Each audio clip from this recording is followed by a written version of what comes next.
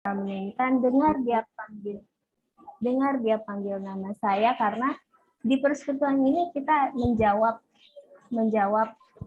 Tuhan untuk terus bersekutu dengan orang-orang yang Dia pilih untuk kita. Dengar dia panggil nama saya.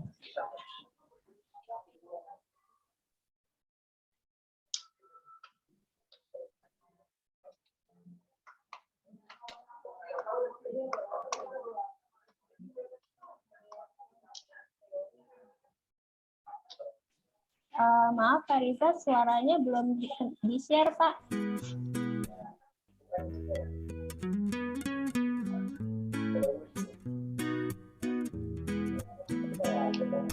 Dengar dia panggil nama saya, juga dia panggil namamu.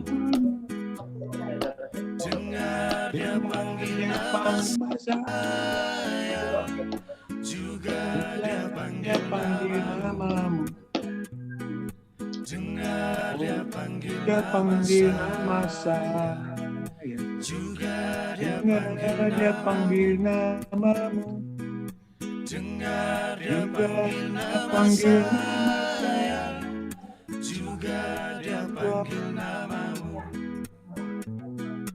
Oh, giranglah, haleluya. Oh, giranglah, puji Tuhan. Yesus amat cinta pada saya. Oh, giranglah. Ku jawab ya, ya, ya. Ku jawab ya, ya, ya, ya, ya. Ku jawab ya Tuhan. Ku jawab ya Tuhan. Ku jawab ya, ya, ya, ya, ya. Dengar dia panggil nama saya, juga dia panggil namamu. Dengar dia panggil nama saya, juga dia panggil namamu. Oh, giranglah, haleluya. Oh, giranglah, puji Tuhan. Yesus amat cinta pada saya. Oh, giranglah. Ku jawab ya, ya, ya, ya, ya. Ku jawab ya, ya, ya, ya, ya. Ku jawab ya Tuhan. Ku jawab ya Tuhan. Ku jawab ya, ya, ya, ya, ya. Ku jawab ya Tuhan. Ku jawab ya Tuhan. Ku jawab ya.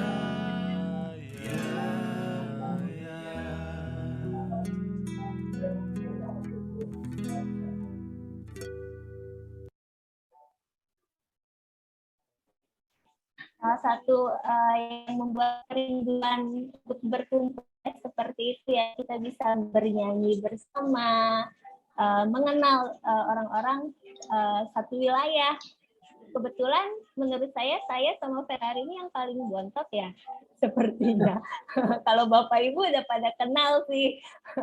Tapi boleh ya kita mungkin main game sedikit ya, Bapak Ibu ya.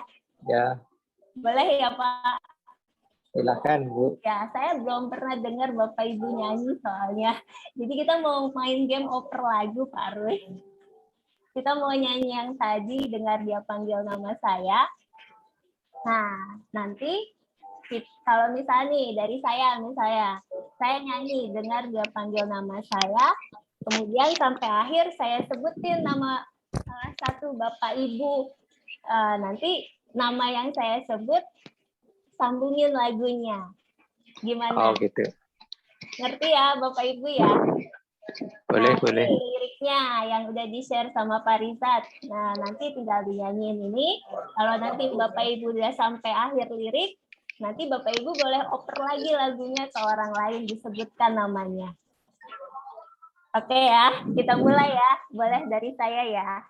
Oke. Dengar dia panggil nama saya. Dengar dia panggil namamu. Dengar dia panggil nama saya. Juga dia panggil Ferrari. Pak Ferrari, bengong. Lanjut, Pak. Disuruh ngapain ini? Aduh, ini belum kompakan ini nyanyi. Oh, Giranglah. ku jawab ya. Ku jawab ya. Ku jawab ya Tuhan, ku jawab ya Tuhan, ku jawab ya. Dengar dia panggil nama saya. Dengar dia panggil namamu. Dengar dia panggil nama saya. Juga dia panggil nama Bu Esther. Ku jawab ya. Ku jawab ya. Ku jawab ya Tuhan. Ku jawab ya Tuhan. Ku jawab ya. Dengar dia panggil nama saya. Dengar dia panggil namamu. Dengar dia panggil nama saya. Juga dia panggil Ruswanto. Harus bengong. Jawab ya. Ku jawab ya. Ku jawab ya. Ku jawab ya Tuhan. Ku jawab ya Tuhan. Ku jawab ya. Dengar dia panggil nama saya. Dia dengar panggil namamu. Dengar dia panggil nama saya. Juga dia panggil nama Pak Ranto. Pak Ranto mana Pak Ranto? Ku jawab ya. Ku jawab ya. Ku jawab ya Tuhan. Ku jawab ya Tuhan. Ku jawab ya. Dengar dia panggil nama saya. Dengar ya panggil namamu. Dengar ya panggil nama saya. Juga dia panggil nama Pak Rajiman. Ku jawab ya. Ku jawab ya. Ku jawab ya Tuhan. Ku jawab ya Tuhan. Ku jawab ya. Bu Herlina.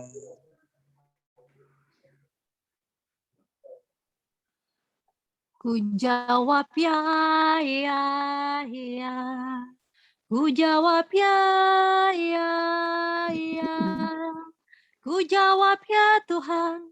Ku jawab ya Tuhan. Ku jawab ya. Dengar dia panggil nama saya.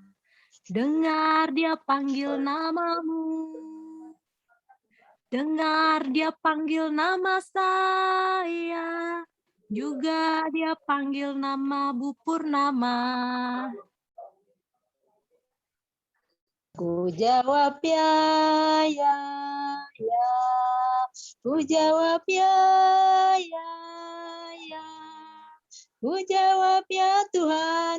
Ku jawab ya Tuhan. Ku jawab ya. Dengar dia panggil nama saya. Dengar dia panggil namamu. Dengar dia panggil nama saya. Juga dia panggil Pak Richard. Ku jawab ya. Ku jawab ya. Ku jawab ya Tuhan. Ku jawab ya Tuhan. Ku jawab ya.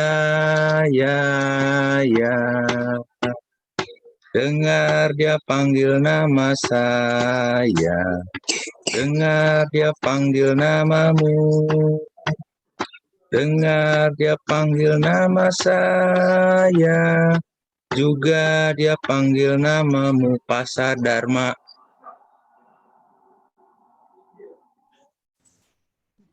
Ku jawab ya. Ku jawab ya. Ku jawab ya Tuhan, ku jawab ya Tuhan, ku jawab ya. Dengar dia panggil nama saya, dengar dia panggil namamu, dengar dia panggil nama saya, juga dia panggil nama Hilda. Ulang lagi ke saya ya Pak. Iya, Pak. Sebenarnya Bapak Ibu, maaf ya Pak, Bu, bukannya saya bersyukur persekutuannya sedikit loh, tapi kalau begini semua kebagian nyanyi loh ya. Kalau banyak itu mesti di stop nanti, jadi semuanya kedengeran suaranya ya. Puji Tuhan loh. Kita semua di sini berkumpul karena kita mendengar panggilan Tuhan. Kita mau memberikan respon kepada Tuhan, apa yang bisa saya lakukan. Kalau ini adalah kemarin saya banyak diskusi sama Ferrari.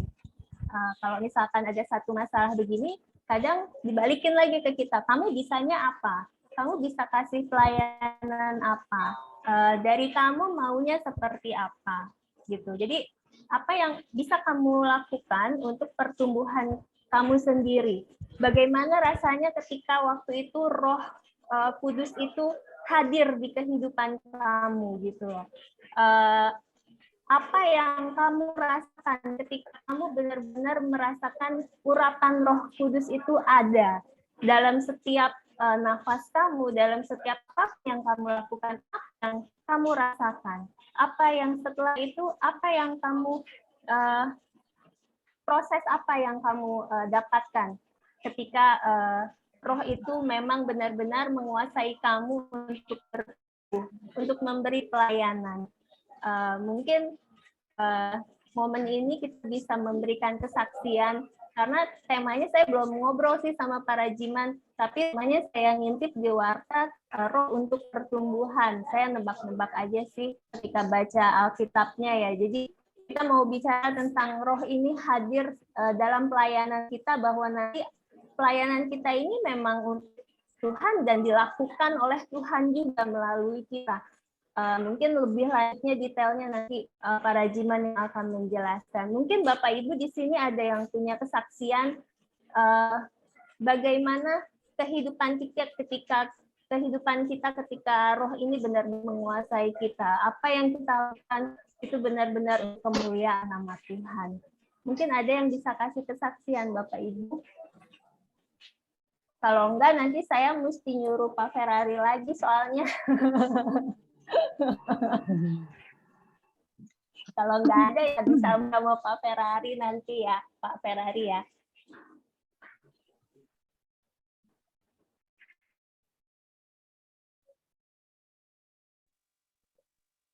Tadi Bu Boleh, Esther, silakan Pak Ferrari. Enggak, tadi Bu Esther saya pikir mau kesaksian. Oh enggak, saya malah senang mendengar suara Pak Ferrari ini. Monggo Pak, silakan Pak. Iya, makasih Bu Esther, Pak Rajiman, mohon izin untuk saya kesaksian dan juga rekan-rekan yang lain. Jadi memang kemarin itu saya dibilang sama Hilda kalau Hilda akan jadi MC, dan tema hari ini adalah terkait dengan pertumbuhan roh pertumbuhan begitu. Nah, memang ketepatan tema hari ini bisa dikatakan sesuatu yang pernah saya alami sangat luar biasa ya, ketika saya ditempatkan Tuhan untuk menuntut ilmu di Jogja pada saat itu. Jadi memang saya ini dari latar belakang yang bisa dikatakan mungkin dulu orang tua saya itu bukan orang tua tapi kakek saya perbegu. Kalau istilahnya itu perbegu itu tidak punya agama, jadi percaya kepada sesembah lah gitu ya. Nah, jadi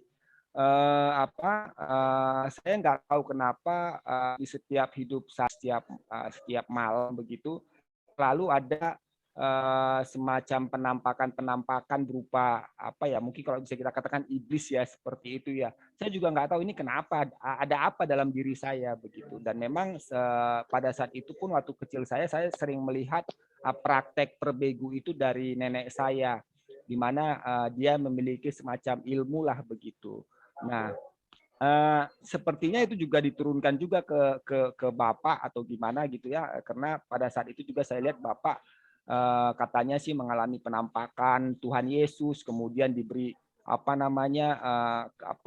diberi kekuatan begitu untuk bisa menyembuhkan orang. Tetapi saya pada saat itu nggak begitu yakin dengan apa yang diperoleh gitu oleh orang tua saya. Saya katakan sih saya selalu sering berargumen, akhirnya tidak damai sejahtera juga begitu. Saya selalu berargumen dengan orang tua saya terkait dengan apa yang dia peroleh. Karena saya katakan kita punya latar belakang yang bisa dikatakan bukan dari maksudnya taat dalam beribadah begitu. Nah itu yang saya cuma katakan kepada bapak saya pada saat itu, bahwa kalau memang itu dari Tuhan, tentu saya akan melihat dari buahnya. Karena bagaimanapun buah yang jatuh dari pokok yang benar itu pasti akan baik begitu. Nah, kalau memang misalnya seperti itu, saya yakin bahwa itu adalah memang Roh Kudus atau Tuhan yang ada di dalam diri Bapak begitu. Sampai dia meninggal pun saya pikir saya masih mengalami pertentangan begitu. Nah, ini yang saya kemudian ya itu tadi proses mimpi buruk itu selalu terjadi sampai saya ditempatkan di Jogja, kemudian saya nggak tahu lah pokoknya, sampai kemudian saya mendapatkan sebuah komunitas gereja gitu. Gereja ini cukup unik, tidak memiliki gedung, hanya kumpulan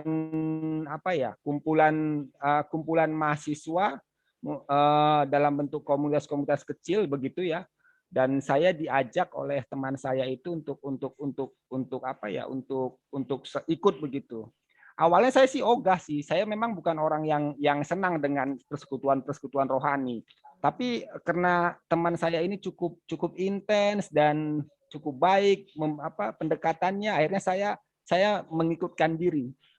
Sampai pada suatu saat saya ditantang oleh pendetanya situ ya, kamu mau nggak dibaptis percaya Yesus gitu kan. Itu mungkin lebih kurang semester 4, semester 5 ya. Mungkin usia saya udah sekitar 19 tahun. Loh, saya kan sudah dibaptis dulu, saya bilang, waktu di gereja. Oh enggak, kamu mau nggak dibaptis? Memang dalam arti memang kamu mengaku bahwa Yesus Tuhan, bukan waktu kamu masih kecil dulu, yang kamu tidak tahu apa-apa, begitu. Nah, pada saat itu saya sebenarnya takut sih, apa saya layak tuh di hadapan Tuhan, begitu ya, dibaptis di hadapan Tuhan, begitu. Saya masih merasa berdosa gitu, tapi nggak apa-apa. Saya dikuatkan terus oleh rekan-rekan untuk kemudian dibaptis begitu, dan saya pasti mau. Dan kemudian saya dibaptis, saya merasakan sesuatu yang setelah dibaptis itu ada penyegaran gitu dari sisi nggak tahu lah, pokoknya pikiran saya itu rasanya plong. Dan yang satu yang juga sangat bingung adalah ketika saya setelah dibaptis, bahkan sampai sekarang pun mimpi-mimpi buruk itu tidak pernah ada lagi gitu. Yang kalau mungkin saya juga kaget, ini fenomena apa ya gitu ya? Apakah dulu memang keterikatan terhadap kuasa-kuasa jahat itu begitu kuat sehingga ketika saya percaya bahwa Tuhan ketika saya menyatakan bahwa saya percaya kepada Dia, tiba-tiba itu hilang gitu. Dan saya jujur tidak pernah lagi, bahkan sampai sekarang pun mengalami yang namanya mimpi-mimpi buruk yang pernah saya alami sebelumnya. Dan setelah itu hal yang paling penting lagi adalah tidak hanya sekedar percaya, tapi bagaimana kemudian memupuk rasa api yang menyala tersebut gitu loh, agar terus bergelora bahwa memang kita rindu terhadap Tuhan. Nah, itu yang kadang ya wajar mungkin sebagai manusia ya, saya sendiri di tengah kesibukan apa segala macam, ya naik turun lah begitu. Tapi saya percaya bahwa ketika kita berkumpul pada suatu komunitas yang memang memberikan pengaruh kuat terhadap kita untuk memupuk kerinduan itu, jadi kayak semacam ini ya, saya sendiri jadi semacam terus terpanggil gitu. Dan memang saya merasa jadi akhirnya komunitas ini, oh ya ini komunitas yang benar yang harus saya ikutin.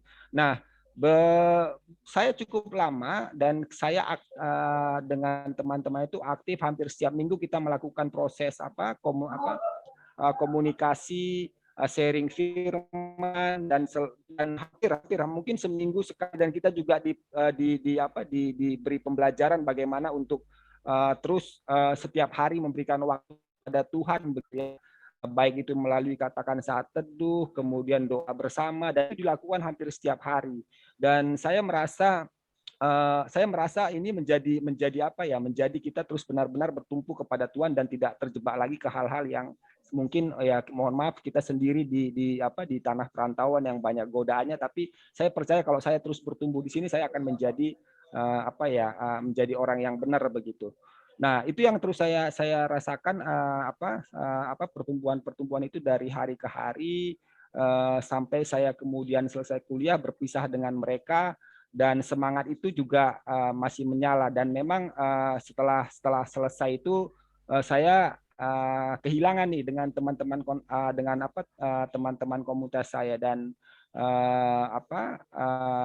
dan setelahnya itu ya saya mulai lagi. Tapi dalam arti begini, saya percaya bahwa ketika saya sudah mengatakan pada saat dibaptis itu bahwa Tuhan selalu ada untuk saya, gelora api itu selalu pasti ada. Hanya saja intensitasnya yang kadang sering timbul tenggelam begitu. Nah, bagaimana kemudian saya harus terus menggelorakan api itu, api kerinduan itu terhadap Tuhan. Nah, ini yang mungkin menjadi menjadi hal yang terus harus saya pupuk.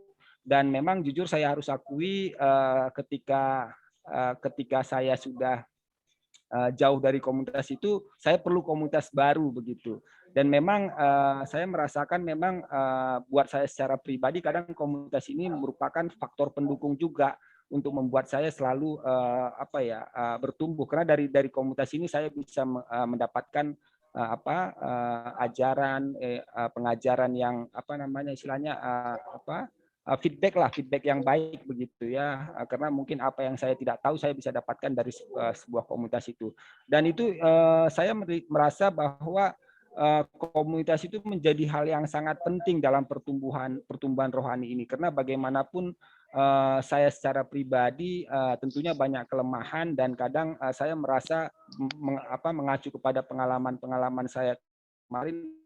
Komunitas ini yang kadang menjaga kita untuk tidak lari ke jalan yang ditetapkan.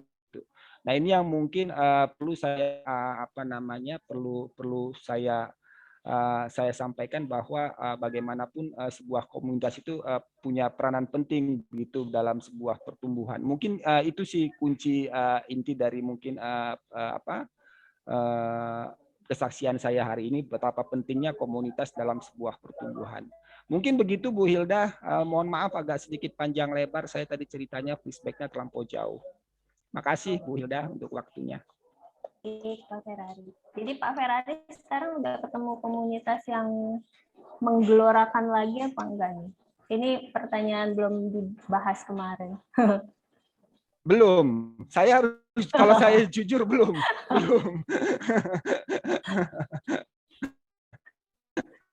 Ya. Oke, terima kasih Pak Ferrari curhatnya. Mungkin Bapak Ibu ada lagi, mungkin sharing juga yang bisa menguatkan kita juga tentang persekutuan kita.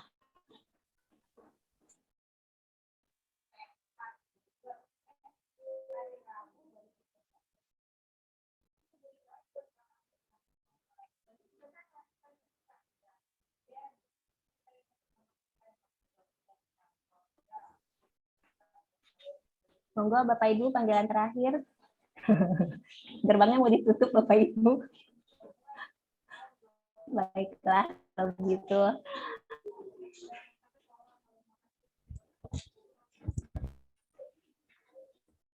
Itu kita langsung aja ya, kita mau dengar firman Tuhan.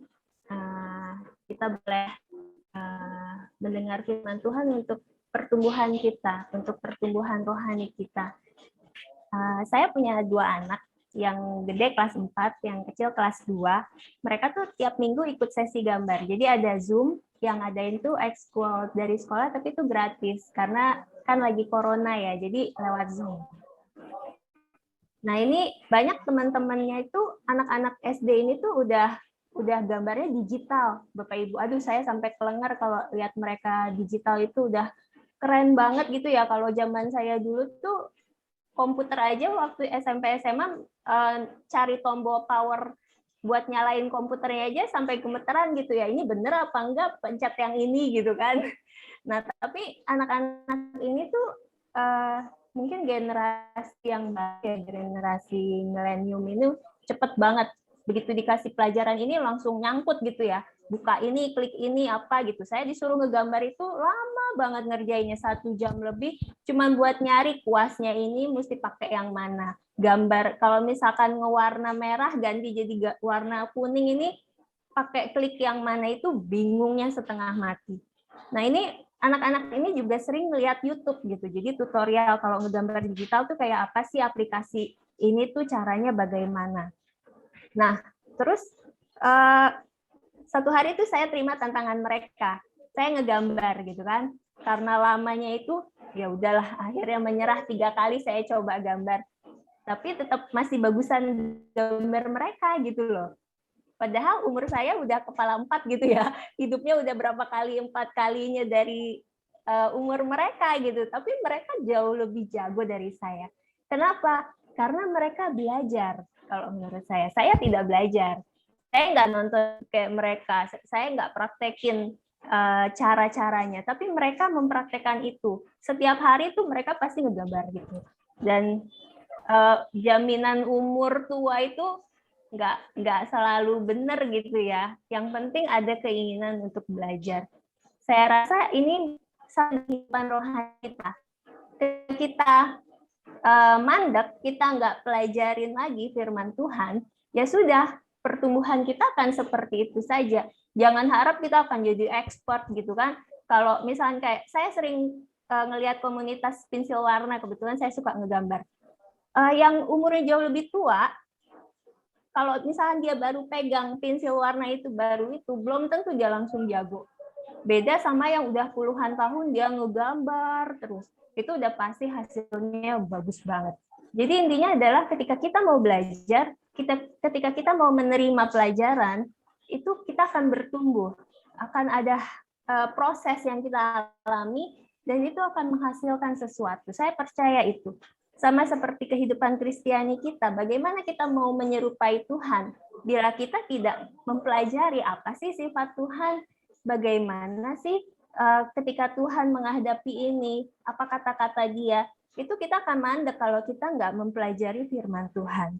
Jadi Bapak Ibu, kita mau buka hati kita saat ini, supaya Tuhan bekerja dalam hidup kita, bekerja pada saat ini, untuk membentuk kita seturut kehendak Tuhan. Dengan urapan kuasa rohnya, kita akan dipakai sesuai dengan rencana Tuhan. Bagaikan bejana.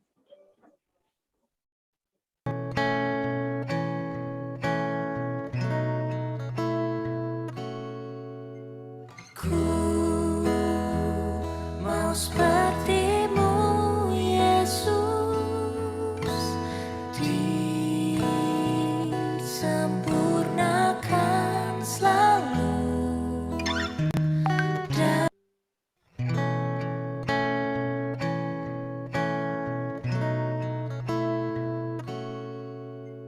Ku mau seperti-Mu, Yesus, disempurnakan selalu dalam setiap jalanku, memuliakan.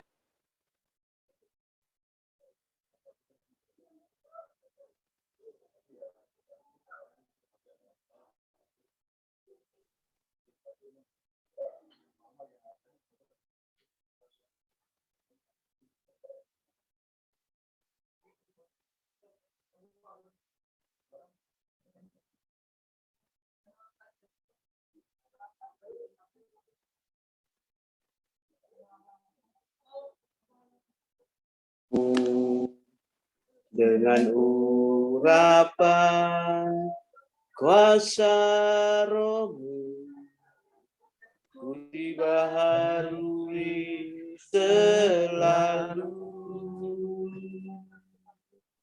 Jadikan ku alat dalam rumah-Mu, dan hidupku di tangan-Mu. Inilah turun kehendak-Mu, pakailah sesuai rencana-Mu.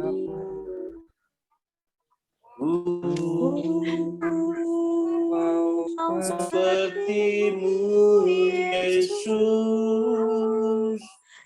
disempurnakan selalu dalam setiap jalanku, memuliakan Namamu.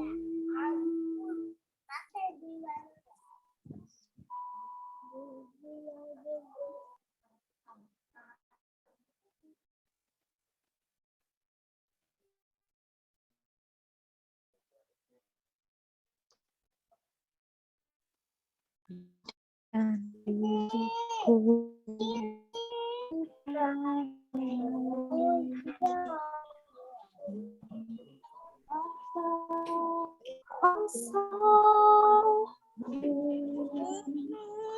dibaharui selalu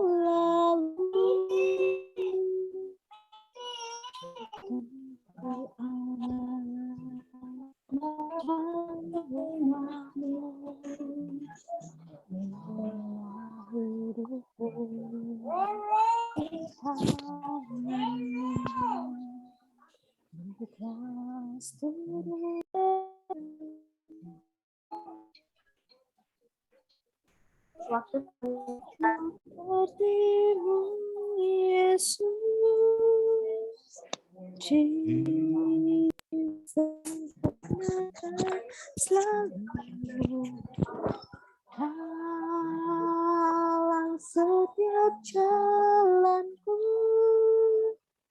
memuliakan Nama-Mu.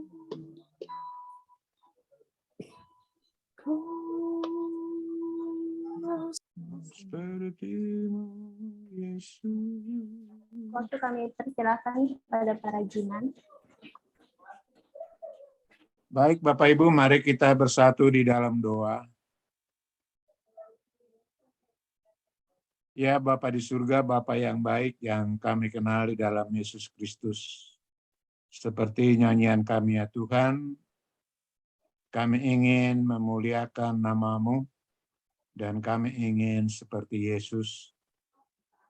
Oleh karena itu kiranya Roh-Mu yang kudus senantiasa menguasai hati dan pikiran kami, menopang kami, menolong kami untuk dapat melakukan segala hidup kami di dalam pimpinan Roh-Mu dan kami boleh menjadi surat Kristus di dalam perjalanan hidup kami. Ya Bapa, dalam persekutuan ini kami ingin membaca firman Tuhan dan belajar daripadanya, dan oleh karena itu kami mohon kiranya Roh-Mu yang kudus boleh mengajari kami. Hadirlah dan tolonglah kami agar kami dapat mendengar, memahami, menghayati, bahkan juga menjadi pelaku firman Tuhan. Dalam nama Yesus Kristus kami berdoa dan memohon amin. Baik Bapak, Ibu, teman-teman semuanya, tadi sudah disinggung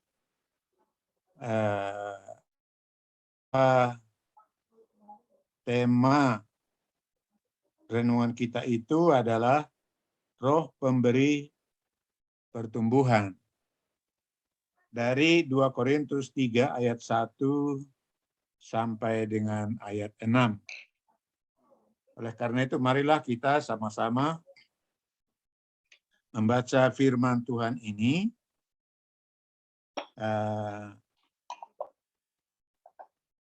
Saya pikir ada bagusnya tidak bersama-sama karena ada kelemahan dari Zoom itu delay. Nah, jadi kita sama-sama detik yang sama mengucapkan, tetapi kedengarannya berbeda gitu. Oleh karena itu saya pikir saya membacakan dan saudara-saudara juga membacakan di tempat masing-masing.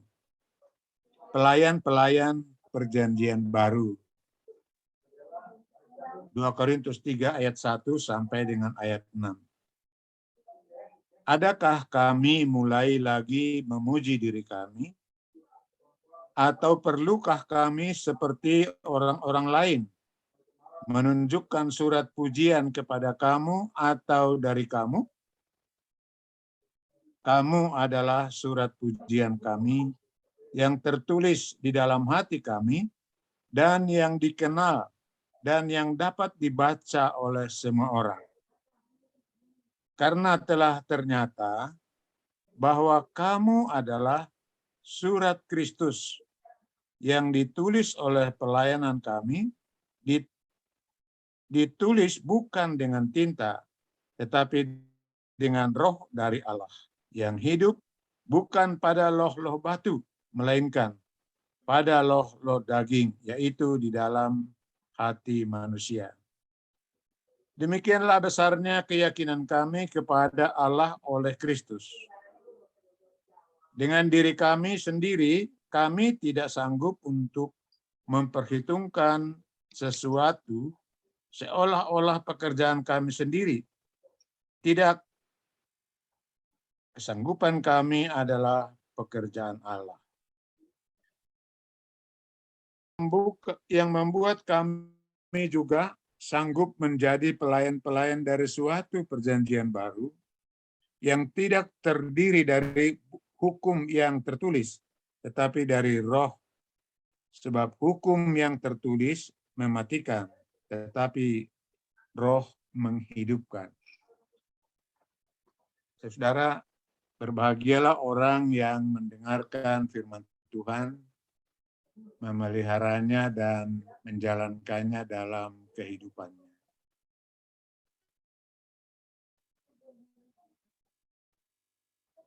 Ada sebuah pertanyaan yang tidak selalu mudah dijawab karena terkait dengan apa yang kita alami dalam hidup kita. Pertanyaan ini tidak dijawab dengan kecerdasan akal pikiran, tetapi terutama dengan hati yang jujur yang kita alami. Pertanyaannya begini, apa bedanya kita orang yang sudah ditebus oleh Yesus Kristus dengan orang yang belum ditebus oleh Yesus Kristus? Atau pertanyaan yang dengan kata lain tetapi bunyinya intinya sama, apa bedanya kita orang Kristen dengan yang bukan Kristen? Begitu. Nah, saudara, saya ingin kita memulai sedikit diskusi tentang ini, dan karena itu saya mungkin mempersilahkan teman-teman untuk boleh sumbang saran atau boleh juga kesaksian singkat tentang apa sih bedanya orang Kristen dan yang bukan, atau apa yang membedakan orang Kristen dan yang bukan Kristen. Silakan Bapak Ibu. Izin Pak. Ya, silakan bisa Pak. Sedikit Pak. Kalau saya lihat ini masalah di keyakinan aja Pak. Jadi masalah iman. Mungkin kalau memang kadang-kadang juga ngaku juga Kristen, tapi kita konotasinya adalah berbicara benar-benar dia sudah menyadari keimanannya, itu dalam konotasi yang Kristen lah, maksudnya gitu Pak.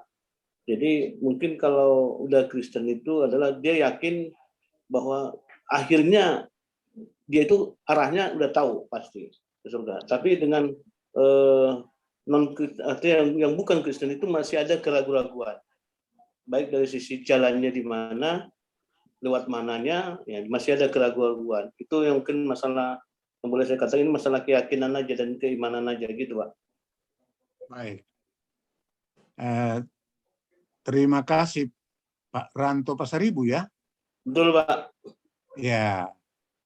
Nah, jadi memang tidak bisa dijawab dengan satu kata saja. Saya pikir juga mesti karena itu mungkin juga bersifat pribadi bisa jadi. Silakan Bapak Ibu untuk menyumbang agar men-trigger kita untuk mengarah perenungan kita pada tema. Mungkin tidak cukup hanya satu orang. Apa bedanya saudara sebagai orang Kristen, saya sebagai orang Kristen, dengan orang yang bukan Kristen?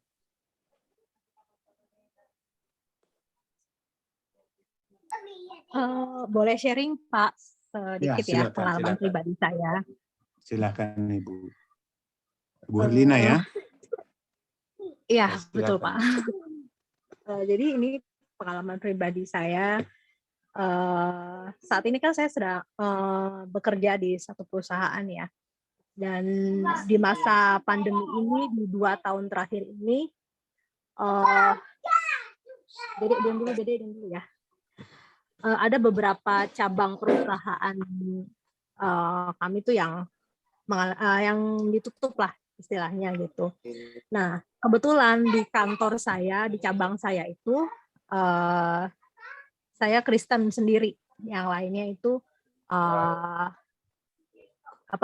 non Kristen yang Muslim lah. Nah, terus banyak pokoknya teman-teman tuh yang khawatir gitu. Aduh, nanti kita gimana ya? Mudah-mudahan kita nggak kena dampak ya.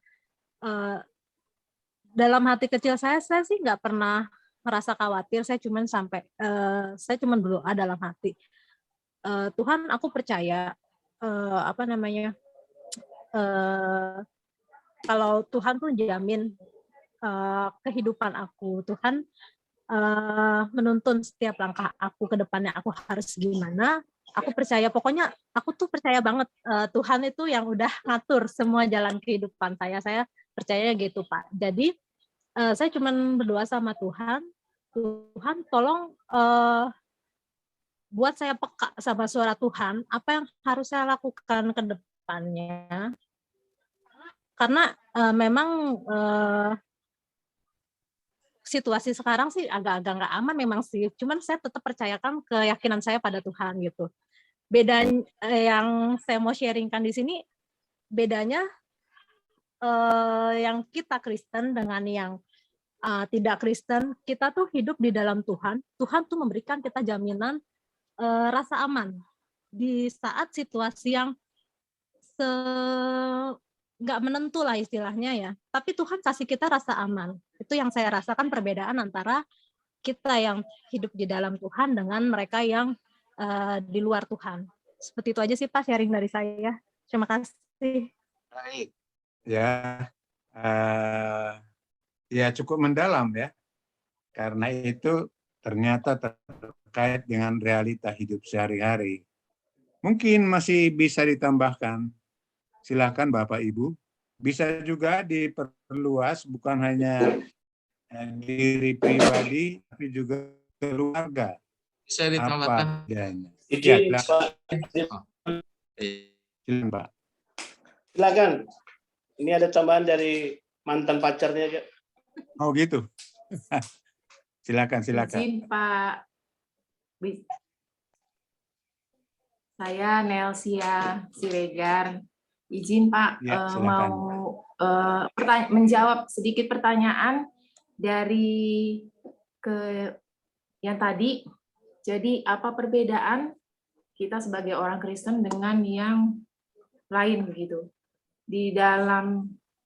Jadi di dalam kitab Yohanes 10, saya lupa ayatnya apa, Tuhan bilang bahwa kita ini milik Kristus dan tidak akan ada yang dapat merebut. Siapapun tidak akan ada yang dapat merebut kita dari tangan Tuhan.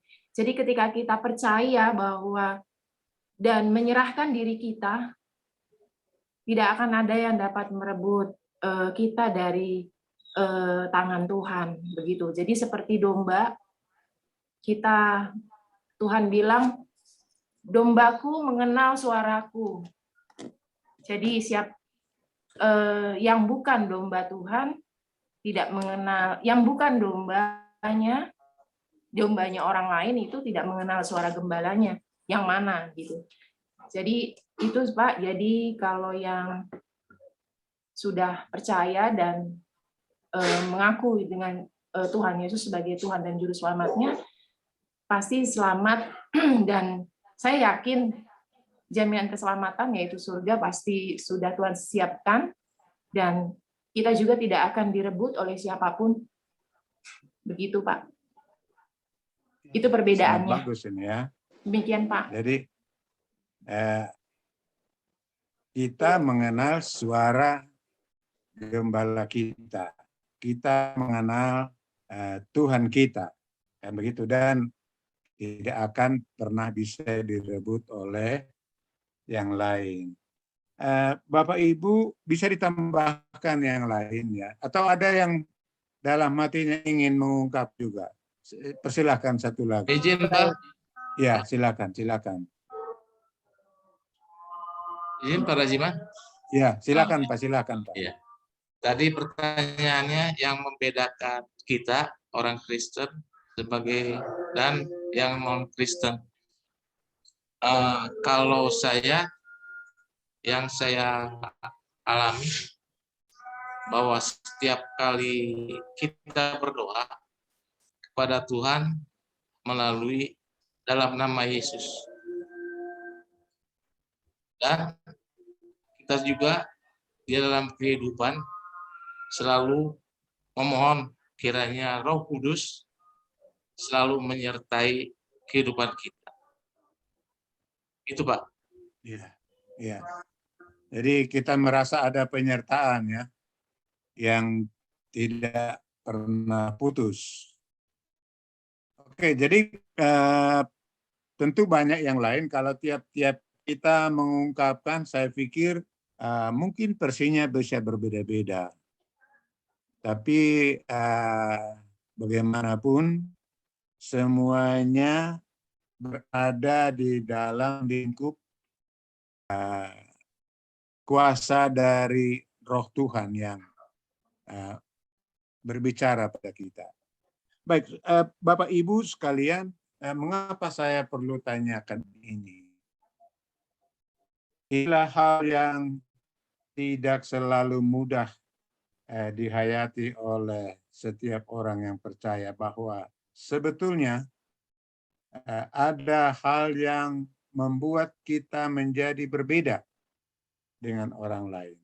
Atau kalaupun tidak dikatakan berbeda, ada hal yang membuat sebagai tanda bahwa kita adalah orang Kristen. Nah, sebagian daripadanya kita akan belajar dari teks yang kita baca dari 2 Korintus 3 ayat 1 sampai dengan ayat 6 ini. Di dalam perikop ini kita membaca Paulus sedang bergumul karena ia merasa ada tuduhan dari orang-orang yang menjadi lawan-lawan Paulus di tengah-tengah jemaat Korintus, yang mempertanyakan apakah Paulus itu membawa surat semacam surat kredensi atau surat rekomendasi. Jadi kita tahu bahwa jemaat Korintus, di tengah-tengah jemaat Korintus itu memang ada banyak juga orang-orang Yahudi, dan mereka seringkali melakukan hal yang sama, meminta surat dari pemimpin agama Yahudi, para imam-imam besar, untuk melakukan sesuatu ke suatu tempat. Nah, seperti halnya yang dilakukan oleh Paulus ketika ia mengejar orang Kristen, ia membawa surat dari imam besar. Dan itu seolah-olah menunjukkan bahwa dia punya wewenang dan kuasa. Nah, saudara, menarik sekali bahwa pergumulan yang dihadapi oleh Paulus di dalam perikop ini, ia katakan, saya tidak memerlukan surat rekomendasi. Karena apa? Karena kamu adalah rekomendasi yang hidup.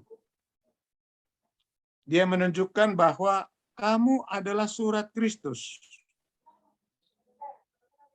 Karena jemaat Korintus adalah jemaat yang dibentuk oleh penginjilan Rasul Paulus, yang dipimpin oleh Roh Kudus, yang dipimpin oleh Roh Allah.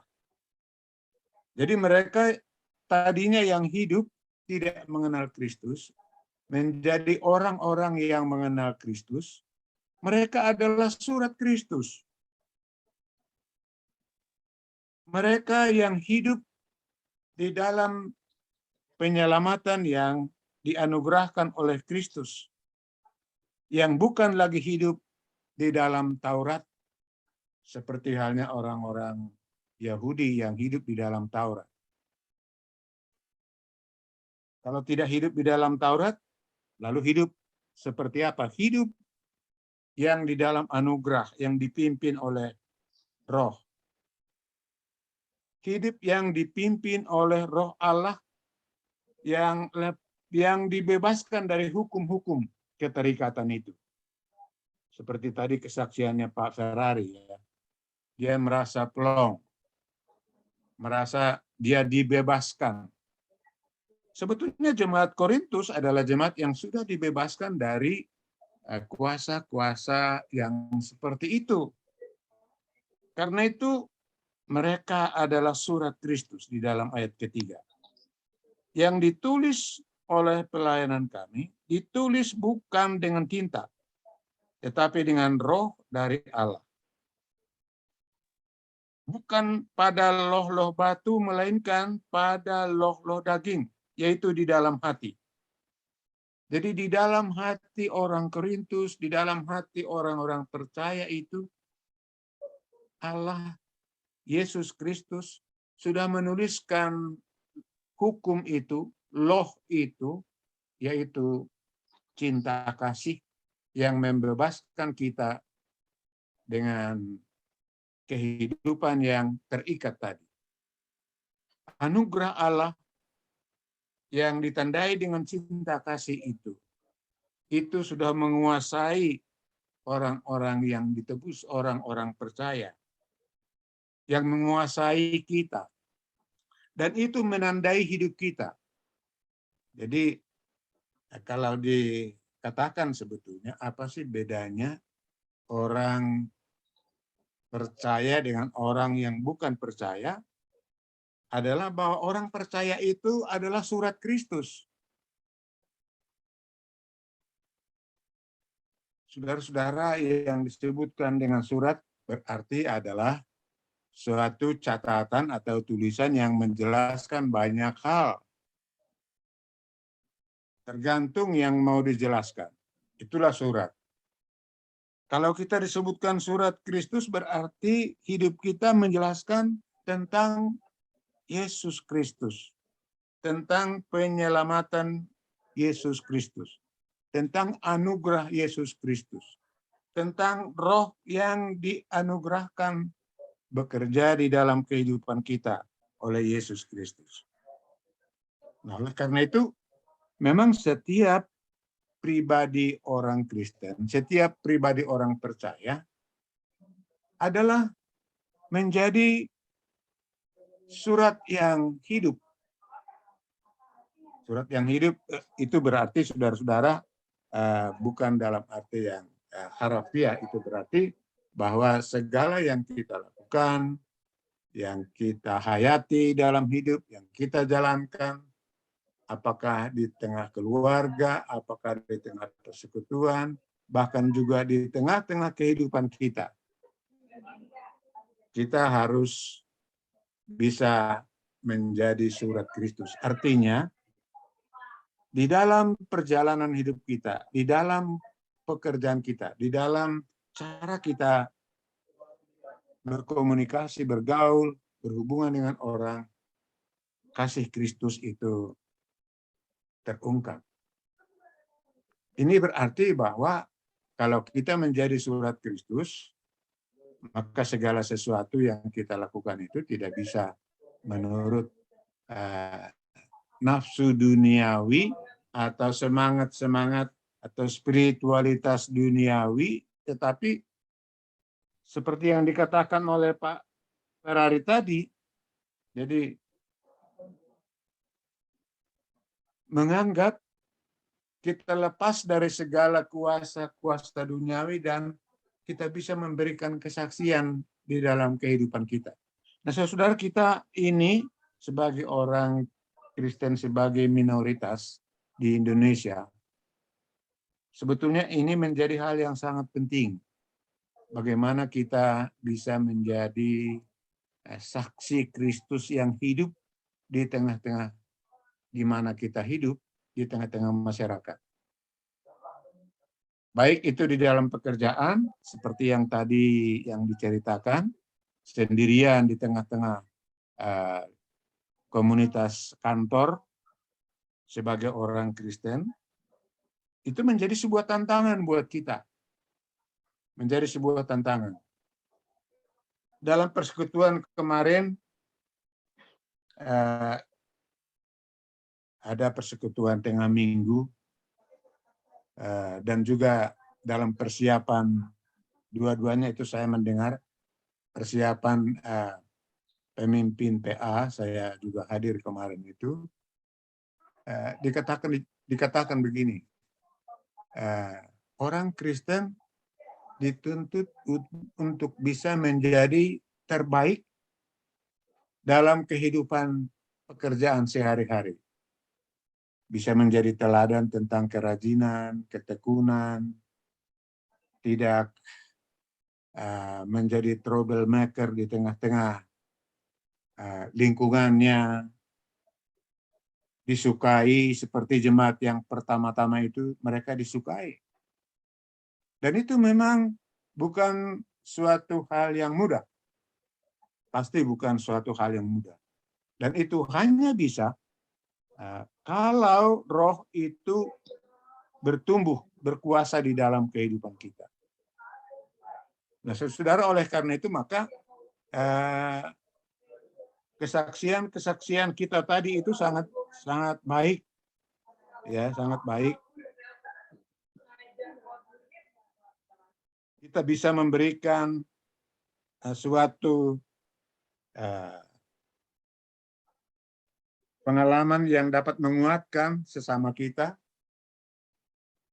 Dan di balik semua pengalaman itu, karena kuasa roh itu yang memimpin kita sebagai orang yang diselamatkan. Nah, saudara-saudara, Rasul Paulus di dalam perikop ini sebetulnya merasa ada tantangan karena karena dia tidak membawa surat yang tadi, ya.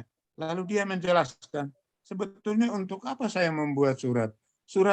Surat saya adalah surat yang bukan ditulis di atas kertas, tetapi ditulis di dalam hati kamu, yaitu hati yang sudah dimenangkan. Jadi jemaat Korintus adalah surat pelayanan Paulus, di mana mereka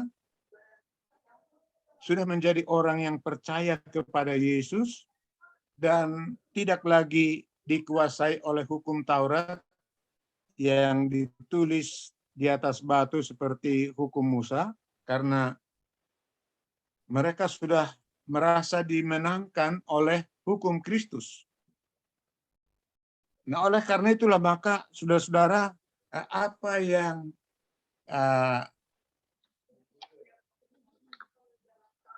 menjadi poin bagi Paulus ini adalah bahwa kamu adalah buah pelayanan saya yang dimenangkan di dalam Yesus Kristus. Karena itu, apa yang kamu perbuat, perbuatlah untuk kemuliaan bagi namanya saja. Bagaimana ini kita bisa mengerti di dalam kehidupan kita? Saudara-saudara, memang inilah tanggung jawab kita sebagai orang yang percaya. Baik sebagai keluarga, baik sebagai seorang karyawan, atau sebagai teman di tengah-tengah masyarakat, nama Kristus harus dipermuliakan. Jadi jangan kita menjadi batu sandungan, atau kita menjadi troublemaker, atau kita menjadi orang-orang yang tidak menjadi berkat bagi orang lain. Memang ini bukan soal yang gampang, pasti. Ya, bukan soal yang gampang, itu pasti. Seperti yang dilakukan oleh Paulus, ia mempertaruhkan seluruh hidupnya agar ia boleh melayani jemaat di Korintus. Dia pertaruhkan segala kepentingannya hanya untuk Tuhan, hanya untuk pemberitaan Injil bagi jemaat di Korintus. Dan oleh karena itu ia merasa yakin dan percaya, ia merasa dikuatkan dan menjadi jaminan bagi semua kredensi dia bagi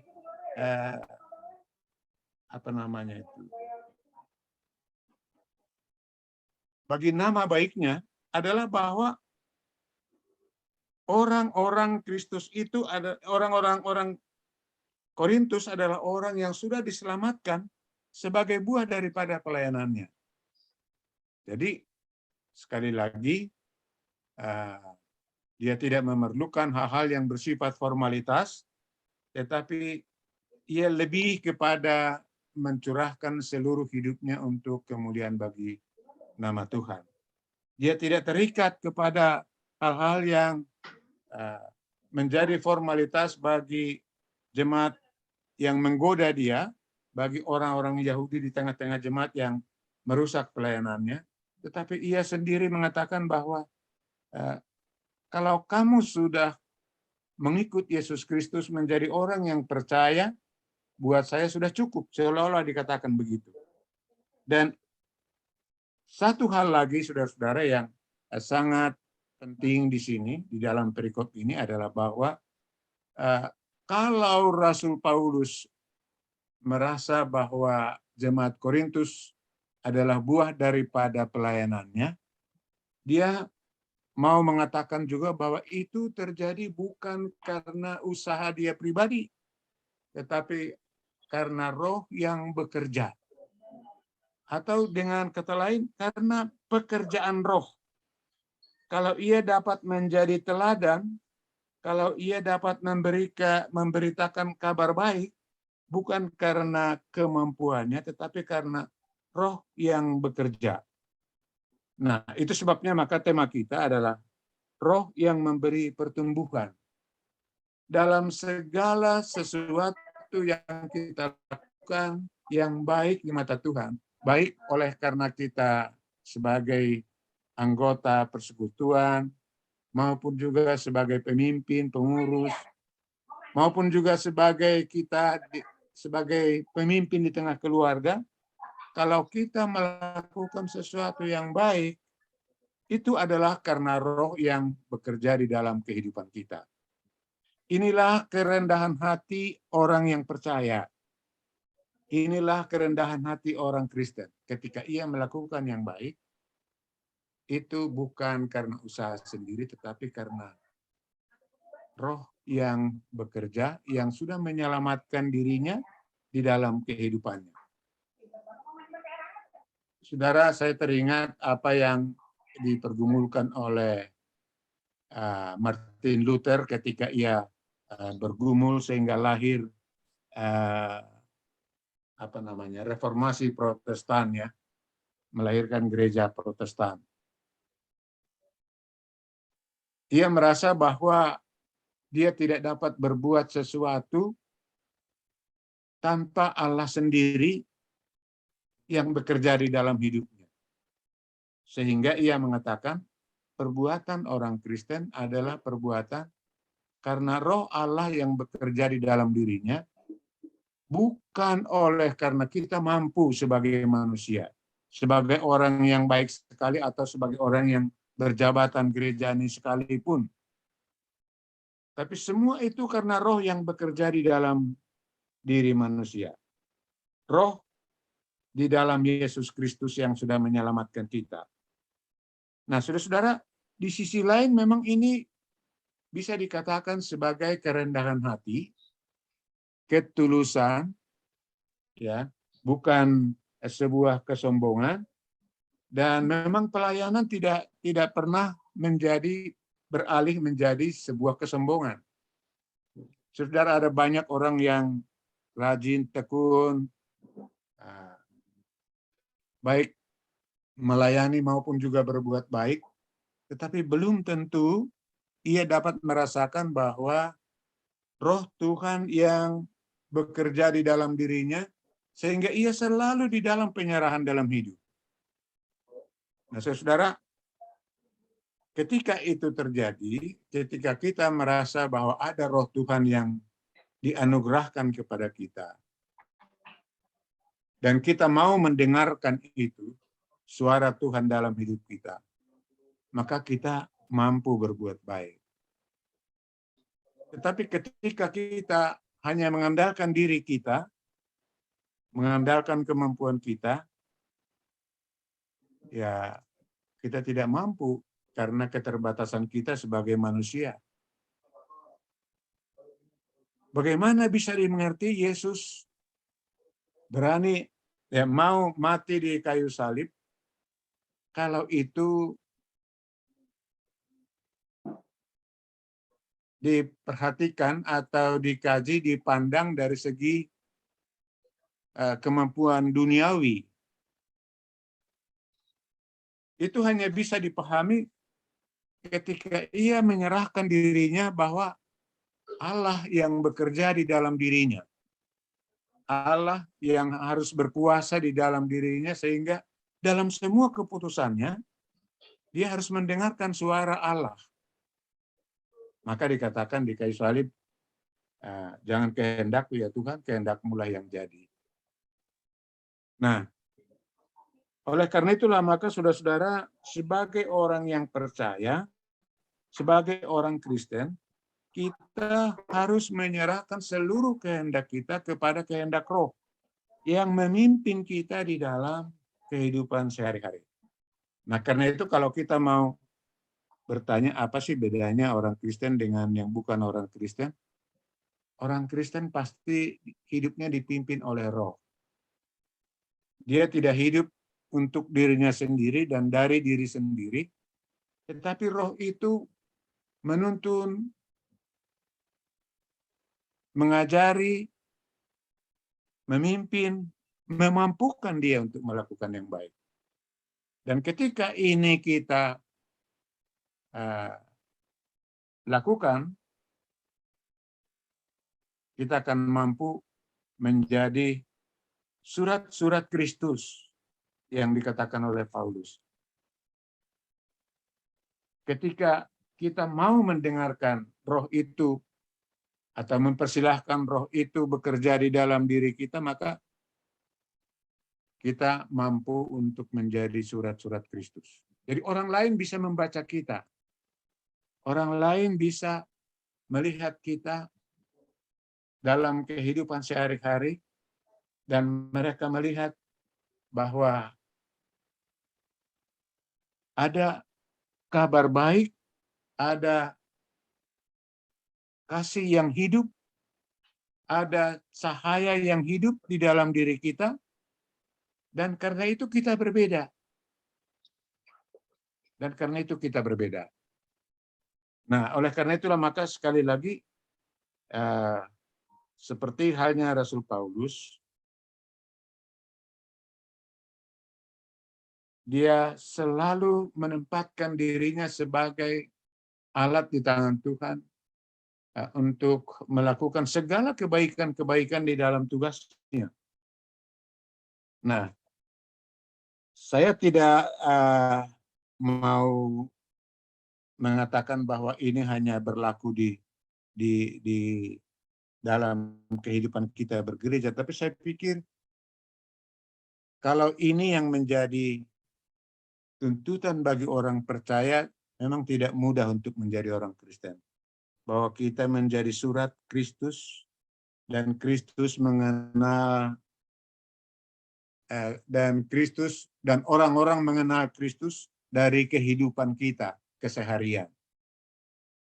Nah, disinilah kita bisa memperluas mungkin dengan pengalaman-pengalaman yang berbeda tadi. Ya,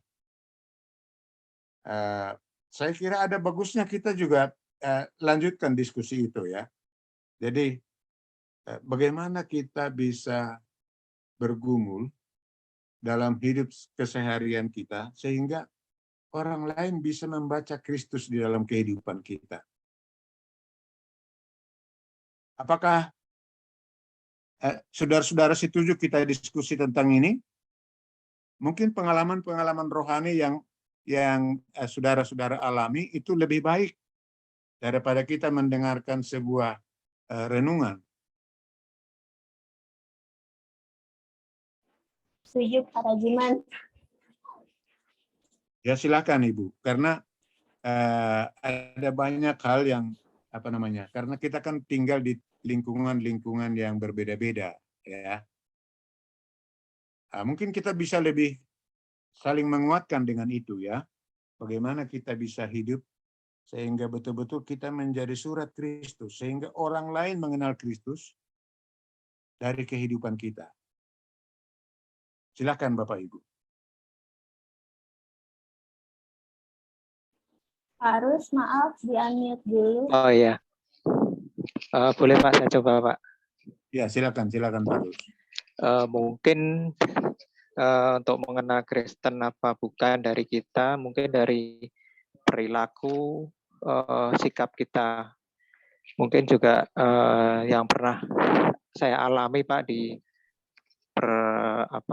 komplek kami, dari total 275 ini sekitar 20 KK, berarti ada 250-an yang Muslim, tapi dari 275, nah saya ini selama 2 periode ini ditunjuk menjadi bendara RW. Itu mungkin ya mungkin melihat dari sikap atau kenapa memilih menjadi bendara RW, padahal kalau dihitung-hitung atau dikalkulasi orang yang Muslim itu lebih banyak. Kenapa memilih dari Kristiani? Lalu yang kedua, saya juga alami sampai dengan saat ini kami punya paguyuban warga Yogyakarta ini yang ada di kabupaten dan Kota Bogor. Nah ini sudah 10 tahun Pak saya jadi sekretaris, dan yang Kristiani itu hanya 2 orang, saya dengan 1 orang ini Katolik yang tinggal di Dramaga sana Pak. Nah ini juga mungkin melihat sikap kita ataupun perilaku kita atau seperti apa, bahwa kita juga diberi kepercayaan dari saudara-saudara kita. Dan saat tertentu, misalnya dari buka MC ini pun saya juga tidak pernah seperti orang lain harus assalamualaikum, tapi dengan kepercayaan saya bahwa kita pembukaan juga dalam nama Tuhan, Pak. Nah mungkin itu Pak dari saya. Terima kasih. Iya. Nah, itu sebuah kejadian yang cukup nyata gitu. Dan firman ini memang harus dibawa menjadi sebuah kenyataan dalam hidup. Ya, surat Kristus itu hanya bisa ketika itu di dalam realitas kehidupan. Jadi bukan di dalam pengetahuan atau pengertian, tapi dalam kehidupan yang nyata. Nah, itu sebabnya Paulus itu berani melawan orang-orang yang mencoba mendongkel pelayanannya. Dia bilang, kamu sendiri adalah surat Kristus, surat pelayanan saya, surat rekomendasi saya. Kira-kira seperti itu. Nah, silakan Bapak Ibu yang lain mungkin bisa ada dalam pekerjaan tadi. Sebetulnya yang pertama tadi sudah menjadi bagian daripada kesaksian itu juga. Tapi mungkin masih ada tambahan yang lain.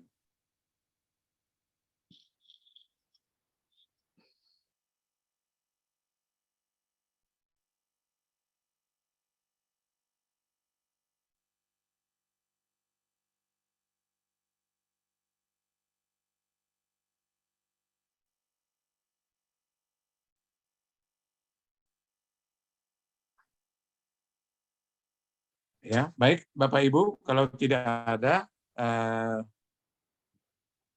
sekali lagi bahwa apa yang dituntut dari orang yang percaya adalah bahwa dia harus menjadi surat Kristus, dan ini yang dimaksudkan di dalam, ya ini juga sama dengan yang dimaksudkan oleh Yesus, kamu adalah garam dan terang dunia.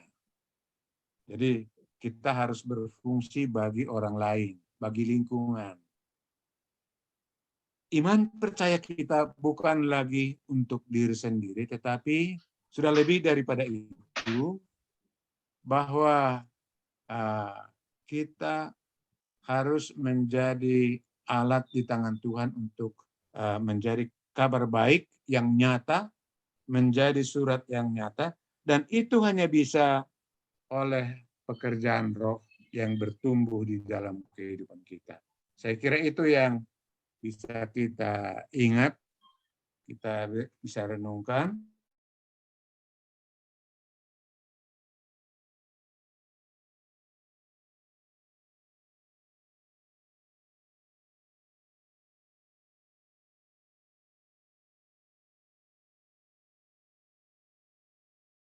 Hidup yang nyata di tengah-tengah masyarakat, di tengah keluarga kami, agar dengan itu kami terus-menerus untuk boleh belajar mengikut jalan Tuhan di dalam kehidupan kami. Biarlah firman ini boleh menguatkan kami dan mengingatkan kami senantiasa bahwa Engkau sudah mempercayakan firman-Mu untuk menjadi garam dan terang bagi kehidupan kami melalui kehidupan kami sehari-hari, baik di tengah keluarga maupun juga di tengah-tengah masyarakat dan di tengah-tengah gereja-Mu. Terpujilah nama Tuhan, kami bersyukur untuk semua firman-Mu. Amin.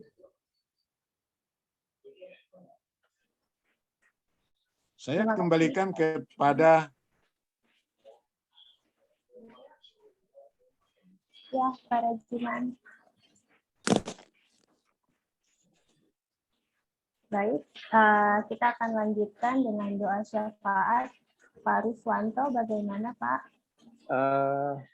Terima kasih Bu Hilda. Mungkin tadi saya juga sudah share ke Pak Rajiman untuk mohon doa syafaat. Yang pertama, pemulihan dari sakit. 1, Oma Ice.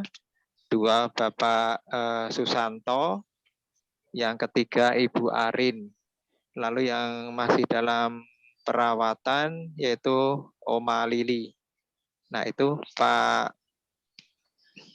Rajiman yang mohon untuk doa syafaat, dan juga yang ketiga adalah kesehatan semua untuk jemaat wilayah 1.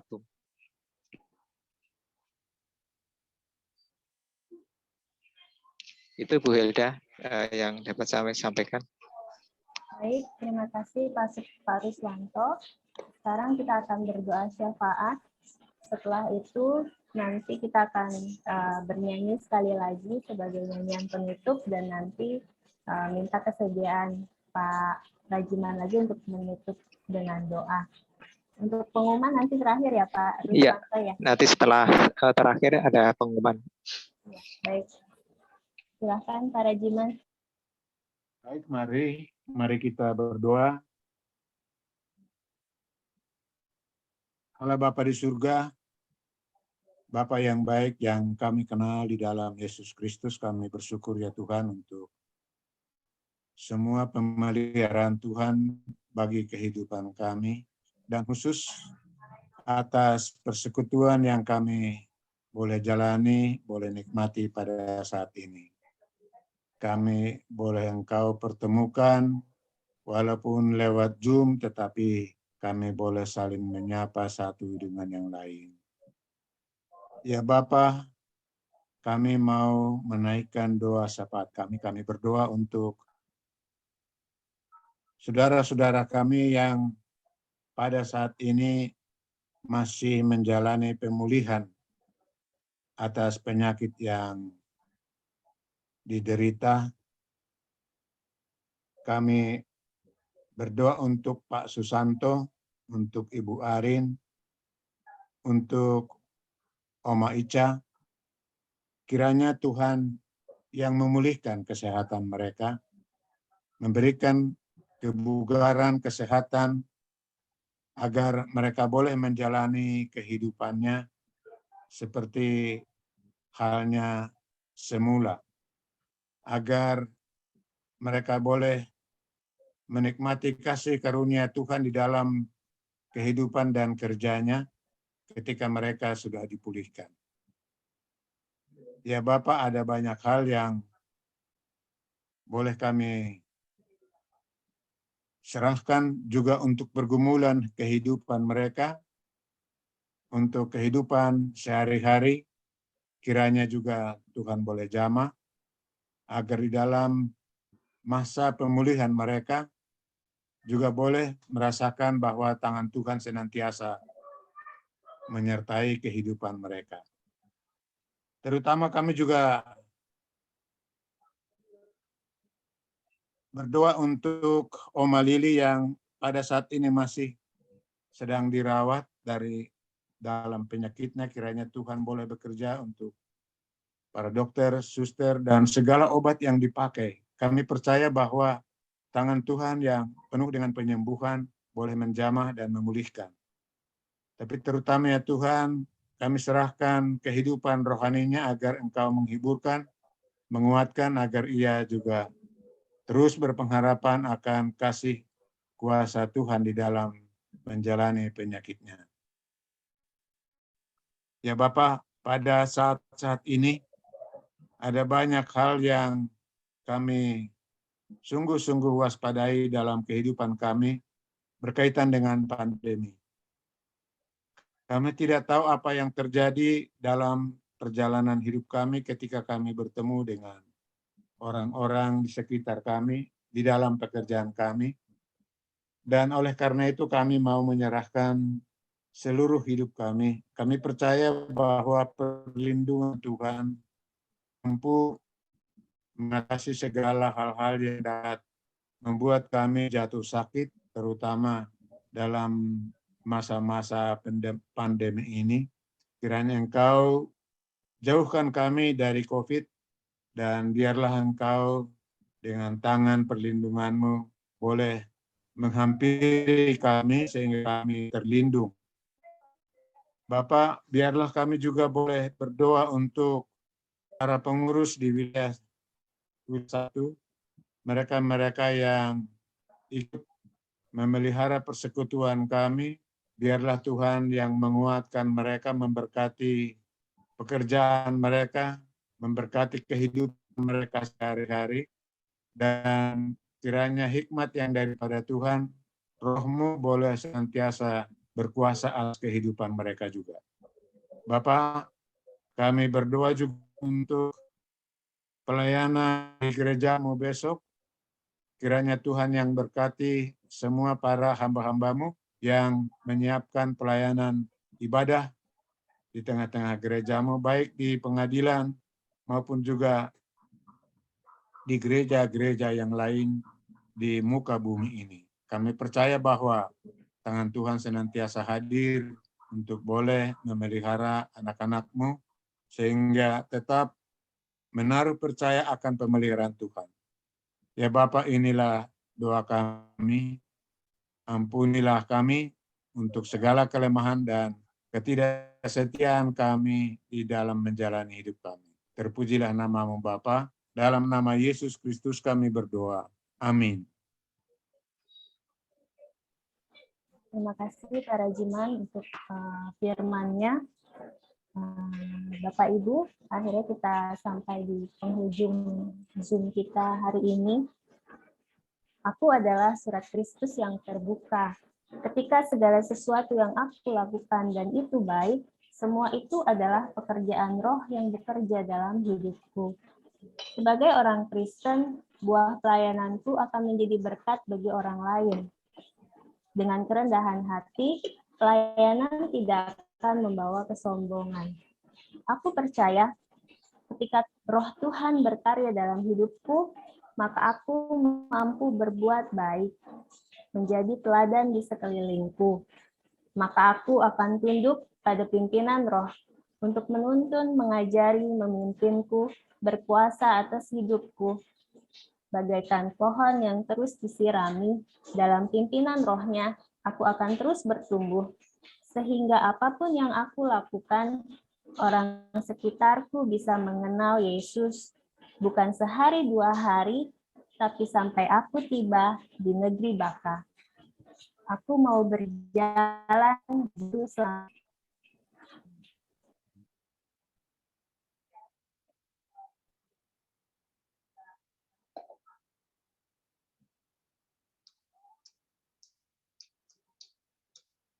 Ya, akhir zaman. Kita sudah belajar dan kita sudah mengerti firman Tuhan. Biarlah Allah saja yang akan menguatkan dan mengiring langkah kita di masa depan untuk memuliakan namanya lewat hal-hal yang kita lakukan.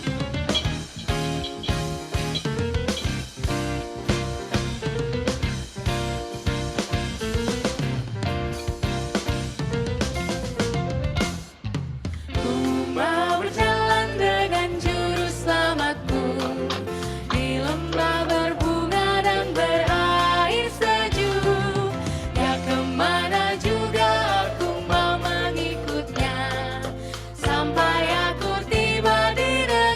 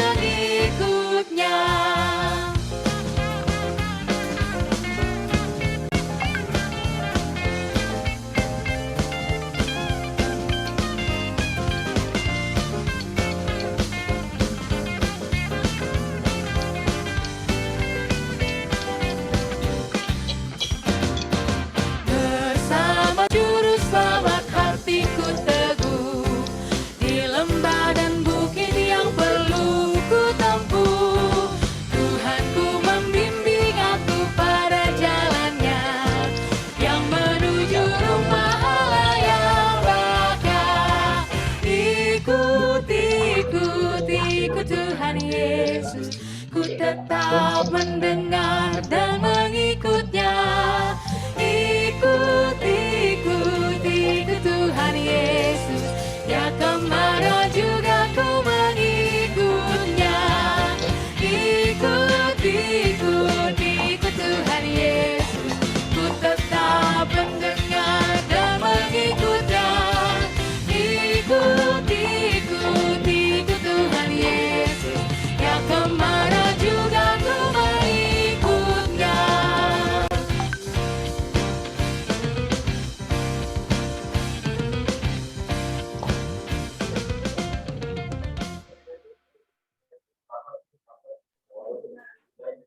Ya, kita mau ikut Tuhan Yesus, kita mau terus bertumbuh, berlatih mendengar Tuhan, lebih peka akan apa yang diinginkan Tuhan lewat Roh-Nya yang berkarya dalam hidup kita.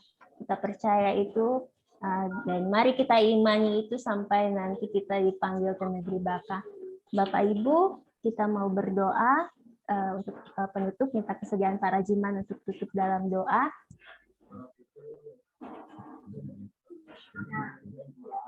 Bapak Ibu, mari kita akhiri persekutuan kita dan kita berdoa.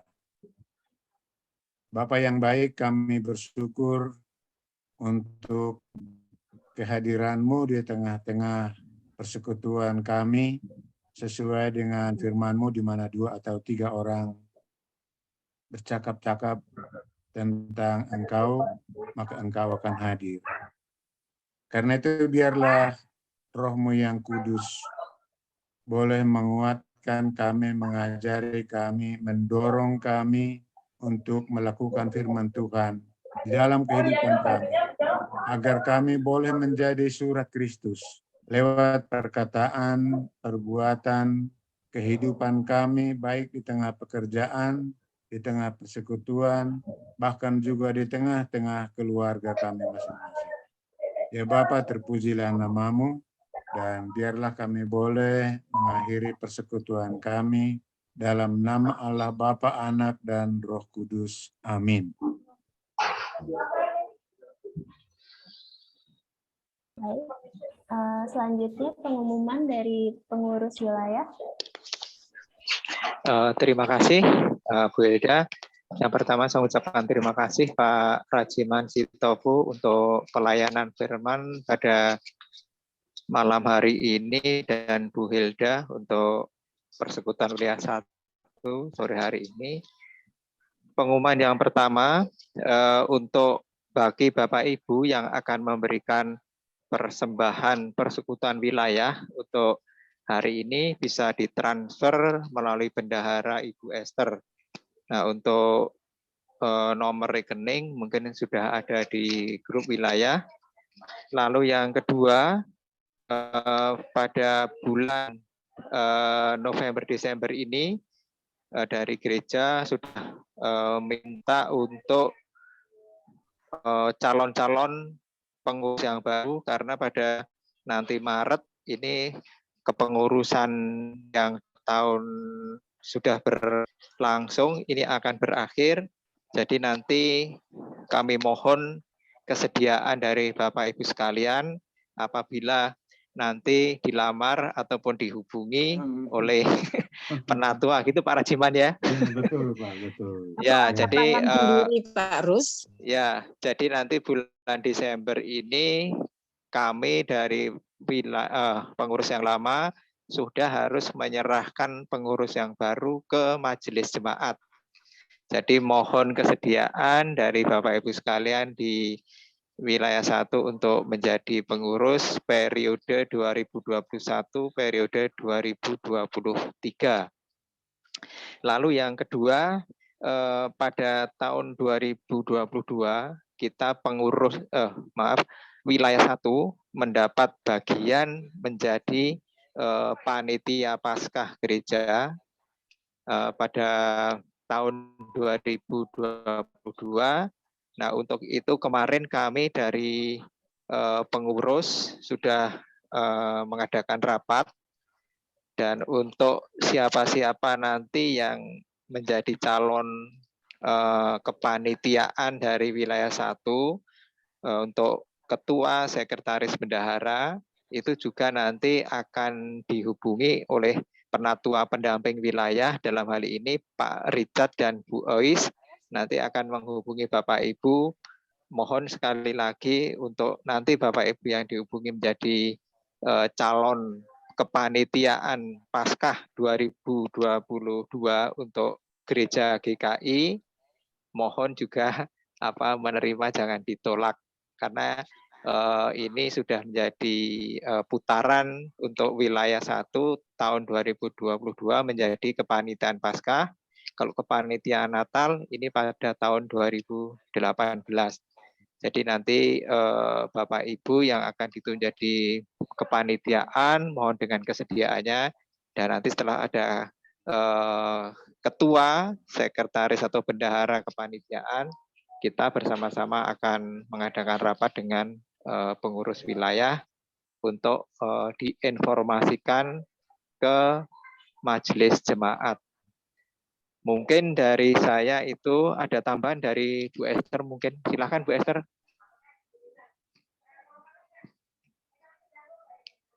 Bu Esther silakan, masih di-mute. Baik Pak Rus, saya rasa untuk saya belum ada. Nanti saya share dulu ke pengurus saja. Gitu ya. Oke. Terima kasih Pak Rus. Terima kasih Bu Esther. Kalau tidak, sekali lagi saya atas nama pengurus wilayah 1 mengucapkan terima kasih atas kehadiran Bapak Ibu sekalian untuk persekutuan wilayah pada malam hari ini, dan terutama Pak Rajiman Sitopu sebagai pelayan firman, dan Bu Hilda untuk MC, Pak Richard sebagai host pada sore hari ini, dan Bapak Ibu sekalian, saya mengucapkan terima kasih. Boleh foto sebentar, Pak? Oh ya, silakan. Kita foto dulu ya. Oke, silakan kameranya di on. Oke, jarinya 1 ya. Oke deh, jari saya mana? Oh ini. Sudah kelihatan semua, Pak? Sudah, Pak. Oke. 1, 2, 3. Oke. Ya. Cukup? Terima kasih. Ya. Terima kasih Bapak Ibu sekalian. Sampai bertemu kembali untuk persekutuan wilayah pada bulan Januari.